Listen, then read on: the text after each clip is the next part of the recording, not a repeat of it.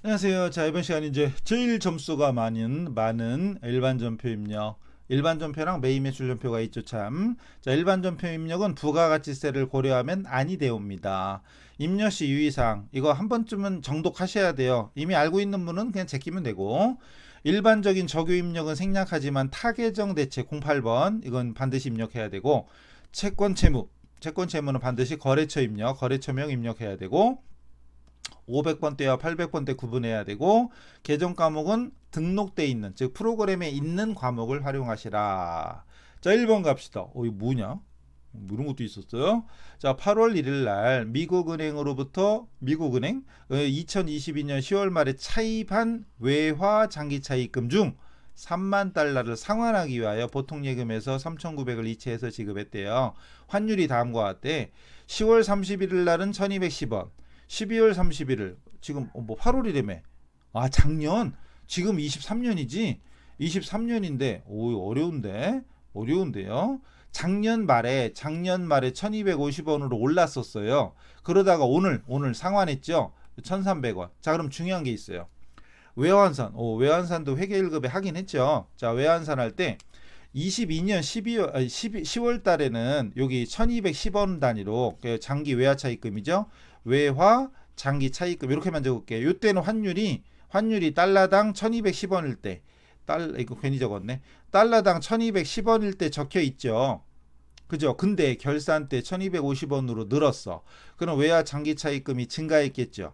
증가하고 그만큼을 전년도로 돌아보는 거예요. 전년도로. 그러면 이때 쓰는 말이 뭐였게요? 이때 쓰는 말이 외환, 외화, 외환, 외화 환산 손실이었겠죠. 외화 환산 손실이었어요. 부채인데 늘었으니까 얼마 늘었지? 40원 늘었네. 달러당 40원 증가했죠. 달러 단위 생략하고 그만큼 외화 환산 손실입니다. 그럼 중요한 건 전년도 말 현재 장부에 적혀 있는 외화 장기 차입금의 환율은 결산 때 환율, 즉 전년도 말 환율인 1250원으로 되어 있는 겁니다. 그죠? 1250원으로. 근데 오늘 상환을 했어. 그럼 차변에 이제 외화 차입금 대변에 있다 차변으로 와야 될 거 아니에요. 그 차변에 외화 차입금 이 금액이 바로 여기 1250원. 1250원 곱하기 3만 달러. 3만 달러 곱하기 1250원. 이렇게 된 거죠. 3만 달러에 1250원을 곱하면 그게 375가 되죠. 그게 375죠. 그리고 돈 나간 건 1300원씩 나갔죠. 1300원 곱하기 3만 달러. 1300원 곱하기 3만 달러. 그게 3900이죠. 그리고 이때 생긴 손익은 외화 환산 손익이 아니고 외환차손, 외환차익이나 외환차손. 결산 때는 환산 손익, 산에 갑시다. 결산 때는 결산 때는 환산 손익이고, 지금은 결산이 아니잖아요. 채권 채무를 상환하거나 회수하는 거잖아요. 이럴 때는 외환차손이나 외환차익. 차변이 있으니까 외환차손이고, 만약에 대변에 써야 돼. 그리고 외환차익이 되는 거죠. 외환차익. 예를 들어서 1250원으로 돼 있었잖아요. 근데 오늘 갚은 게 1200원에 갚았어. 그럼 외환차익이죠. 싸게 갚았으니까. 그래서 이 분기가 회계 1급치고는 중상위권 문제입니다. 입력은 솔직히 아무것도 아니죠. 이 내용을 알고 있느냐가 포인트지, 입력하는 건 솔직히 아무것도 아닙니다. 어쨌든 입력은 한번 해봅시다. 일반 전표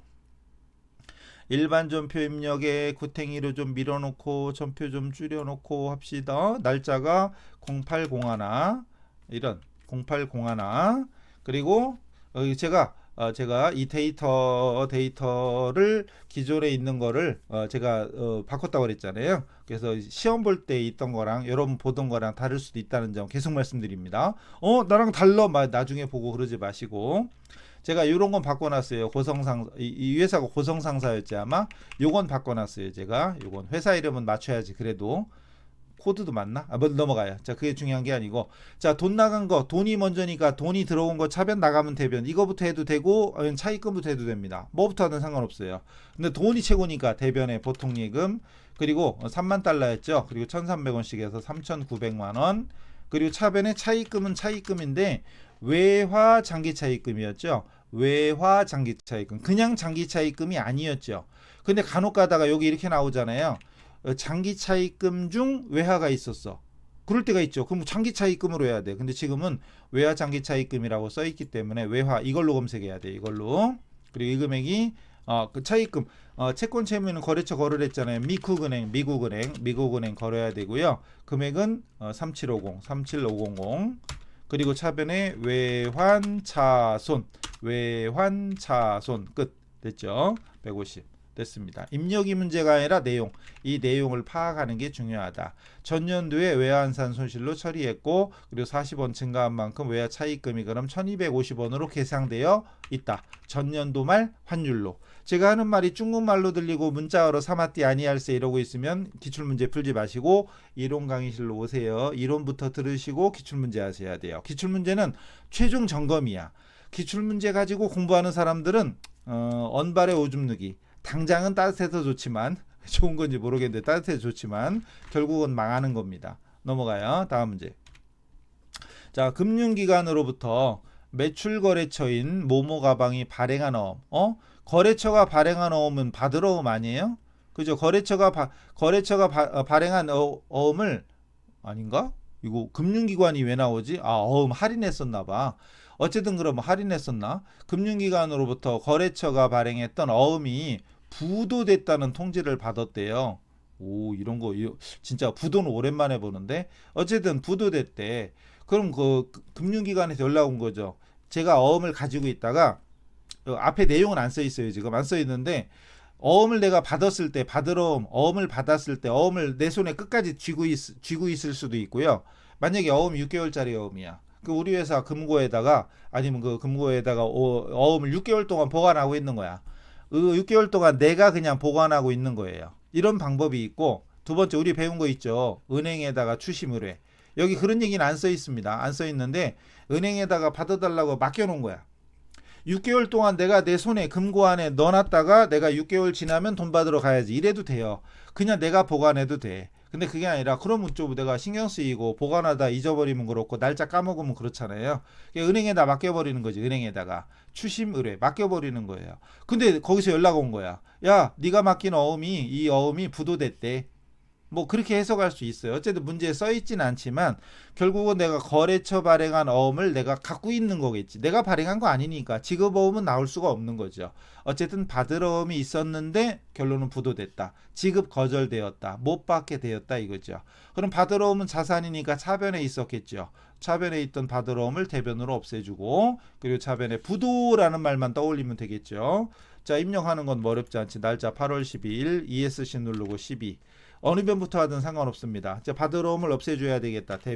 대변에 받으러옴 110도 자꾸 따라 해봐야지 익힙니다. 110 치는 사람과 받을 치는 사람 격이 달라요. 그리고 채권 채무에는 거래처 걸어라. 거래처 뭐랬는데 문제를 안 넘겼는데 모모 가방. 채권 채무에는 거래처를 걸어야 되죠. 거래처를 걸어야 됩니다. 5천만 원. 그리고 차변에 부도라고만 찍으면 됩니다. 어차피 하나밖에 안 뜨거든요. 부도원과 수표. 여기도 거래처.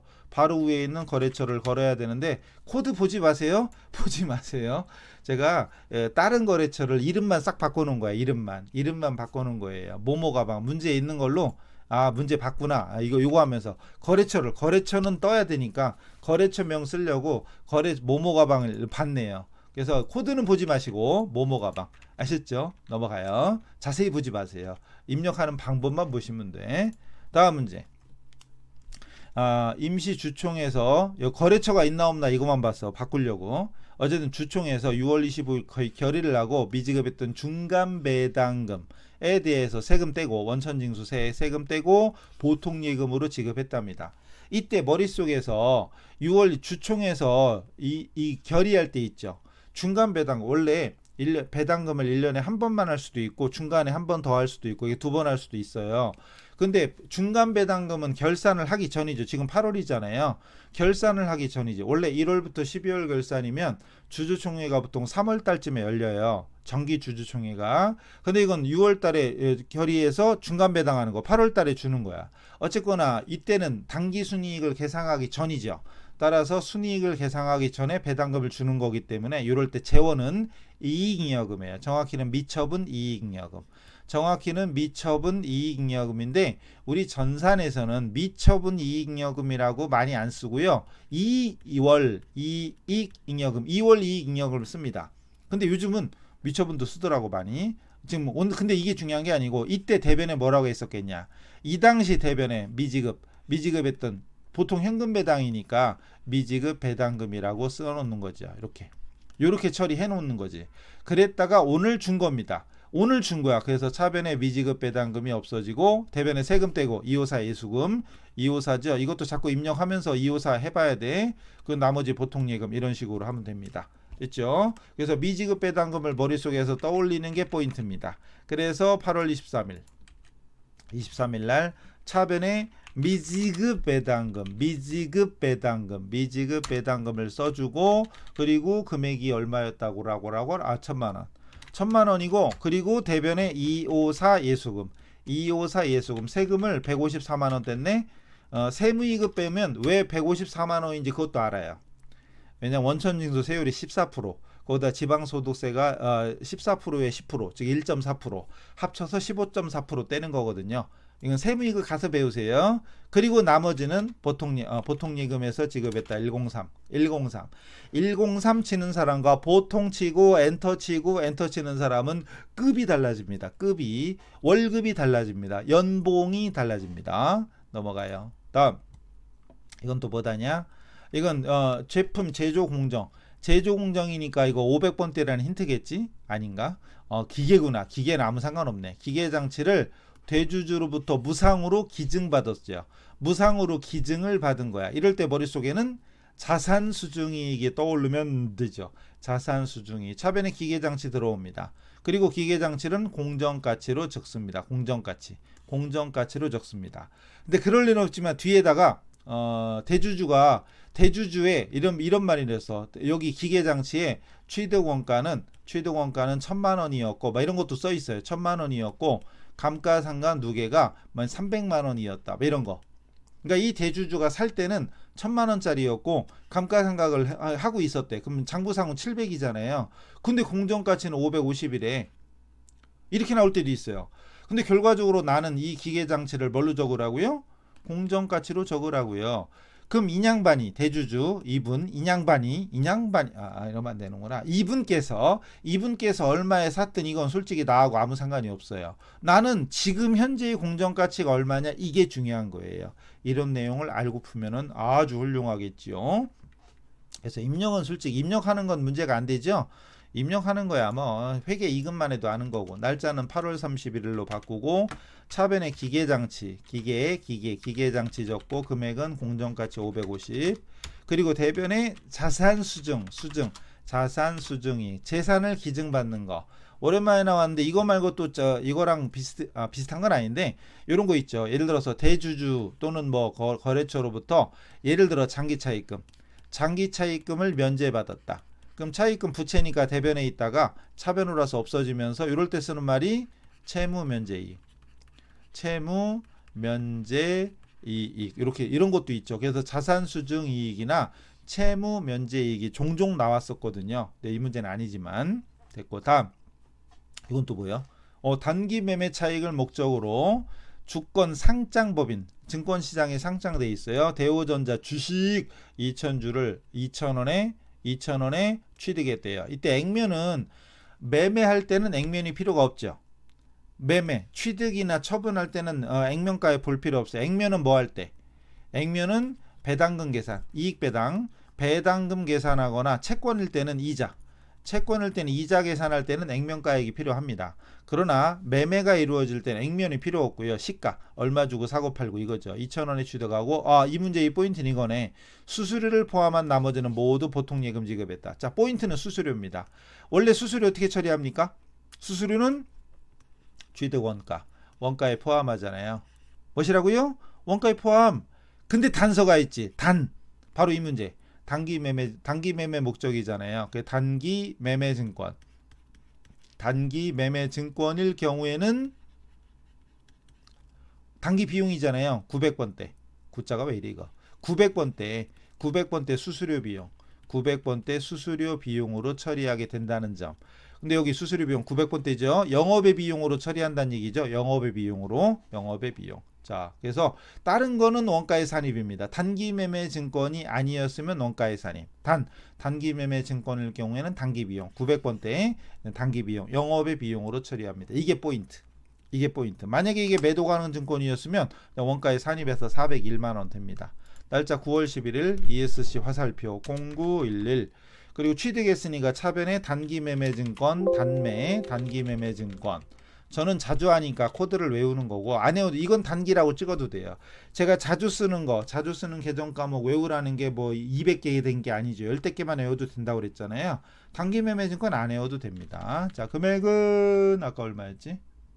자, 2000주가 2000원이니까 2 있는 사 400만 원. 그리고 차변에 수수료 비용인데 900번대.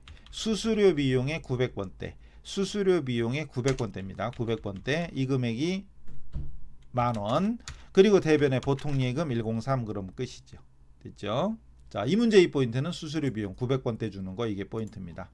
그래서 자주 쓰는 계정 과목 코드 101, 102, 103 현당보. 그죠? 그럼 108 외상매출금 110 받으러. 그럼 108 외웠으면 109 대손충당금 110번 111번 대손충당까지 알겠죠. 그죠? 120번 미수금. 그럼 251 252 253 254 외상매입금 지급보험 미지급금 예수금. 이거 맘만 먹으면 이거 이제 1분이면 외우겠다. 그리고 801 800번대 1번이 급여 811 복리후생비 813 접대비 이 정도만 해도 웬만한 건 되죠. 거기다 이제 물론 이제 조금 더 이제 이건 기본의 기본이고 조금 더 하면 예를 들어서 건물 202, 기계장치 206, 차량 208, 비품 212 이런 거 자주 쓰잖아요. 솔직히 자주 쓰잖아요. 이런 거 외워두면 더 좋겠지. 그리고 여기 또 예를 들어서 감가상각비가 818 그리고 대손상각비가 835 이런 정도 외워두면 더 좋지 않을까요? 물론 꼭 외워야 되는 건 아닙니다. 뭐 상품하고 제품, 상품 146, 그 다음에 저기 제품은 이 150번인가? 안 해도 돼요. 매출원가, 상품 매출원가냐, 제품 매출원가냐, 상품 매출 401번. 그런 거 외우면 더 좋지만 이 정도만 지금 이것만 해도 10개 되잖아요. 이 정도만 해도 솔직히 현금 당조예금 보통예금 외상매출금 받으러 온 미수금 251, 252, 253, 254 이런 세트로 그냥 외워둬 버리면 훨씬 더 격이 달라지고 연봉이 1, 2천만 원 더 받게 됩니다. 진짜로 뻥 아니에요. 물론 조건이 있어야 되겠지. 그 다음 6번이에요. 또 넘어가야 되겠네. 넘어가죠. 넘어가면은 다원의 외상매출금 중 100만 원은 현금으로 받고 나머지는 다원이 발행한 어음 받았다. 어음 받으면 받으러옴 110 받으러옴 그럼 차변에 현금하고 받으러옴 둘 다 나오는 거지. 공짜 아니에요. 외상매출금 자산인데요. 차변에 있던 걸 받았으니까 대변으로 가서 없어지는 거죠. 자산감소. 외상매출금 채권은 없어지고 받으러옴 채권이 증가되는 거죠.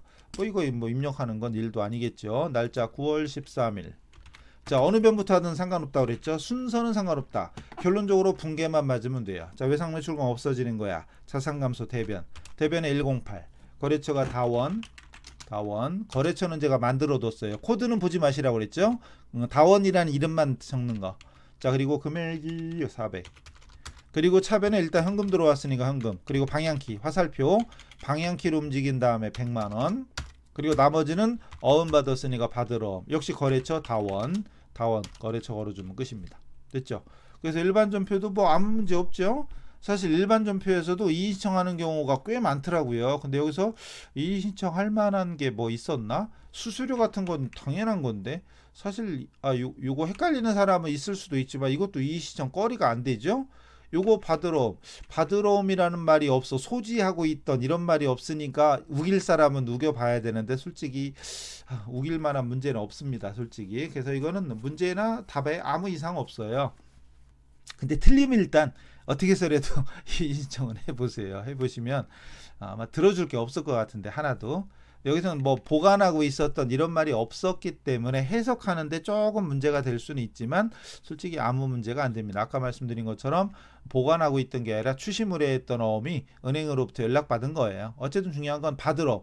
여기서 지급어음을 떠올릴 만한 근거는 0.0000001%도 없죠. 이건 받으러 옴이라고 추정할 수 있는 건 많지. 거래처가 발행한 옴을 내가 갖고 있는 거. 거래처가 발행한 옴이니까 받으러 옴을 떠올리는 건 당연한데 지급어음을 떠올리는 가능성은 0.0000001%도 안 됩니다. 사실 부도됐다. 부도음. 이거 오랜만에 보는 것 같은데 어쨌든 솔직히 이 정말 거리는 없다고 봅니다. 그런데 틀린 사람 일단 하고 봐요. 어떻게 해서라도. 자, 이래가지고 일단 일반 전표는 마치도록 하겠습니다. 자, 유튜브는 좀 찍어서 잘라서 할게요. 잘라서. 자, 일반 전표 끝. 그리고 메인 매출 전표 따로 이렇게. 잠깐 쉬었다가 여기서 잠깐은 한 1, 2분, 5분 얘기하는 거지 갑자기 5박 8일 이러면 안 돼요. 7박 10일 동안 여기 여행 갔다 오고 이러시면 안 됩니다. 다음 시간에 뵙겠습니다. 수고하셨습니다.